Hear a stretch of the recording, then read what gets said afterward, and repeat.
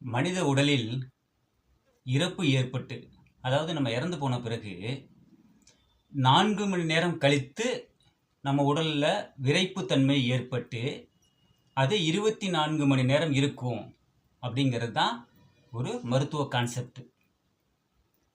சாயந்தரம் நம்ம 7 மணிக்கு இறந்துட்டோம்னா, இப்போ கரூரில் உள்ள அந்த எதிர்பாராத நிகழ்வு இறப்பை பற்றி தான் நம்ம பேசுகிறோம். 7 மணிக்கு இறந்துட்டோம் அப்படின்னா 11 மணிக்கு மேலே நம்மளோட உடலில் விறைப்புத்தன்மை ஏற்பட ஆரம்பித்து அது 24 மணி நேரம், அதாவது மறுநாள் சாயந்தரம் 7 மணி வரைக்கும் இருக்கும் அப்படிங்கிறது தான் மருத்துவரோட கான்செப்ட். எழுத்து பூர்வமாக நம்ம ஆதாரமாக வச்சுருக்கோம். சரி, இப்போ நேற்றைக்கு கரூர் அந்த துயரச் சம்பவம் தொடர்பாக உச்ச நீதிமன்றம் அருமையான உத்தரவு போட்டிருக்கு. எல்லாரும் சிபிஐ விசாரணை என்ன பண்ண போகுது, சிபிஐ விசாரணை என்ன பண்ண போகுதுங்கிறதுலாம் முக்கியம் இல்லை. அதை கண்காணிக்கின்ற ஒரு குழு இருக்கு இல்லைங்களா, ஓய்வு பெற்ற நீதிபதி. அப்போ ஸ்டேஜ் ப்ராசஸ் இருக்குது.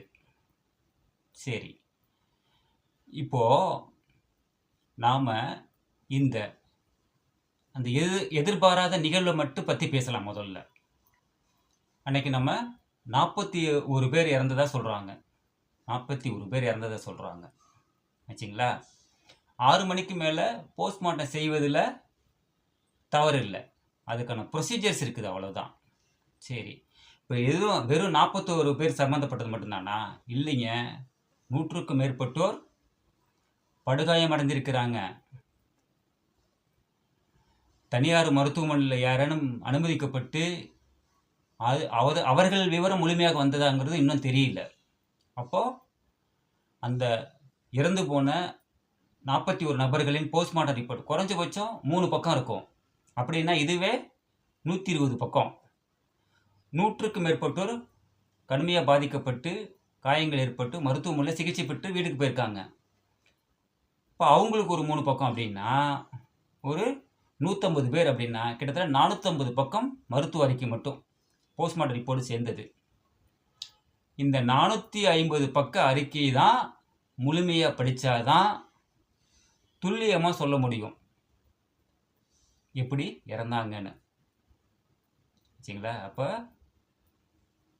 வெறும் போஸ்ட்மார்ட்டம் ரிப்போர்ட்டு அப்படியோட நிற்க போகிறது இல்லை. அப்போ இந்த விசாரணை இதை முழுமையாக ஆய்வு செய்யும். இது ஒரு ரூல். அதுக்கப்புறம் ஜென்ரலாக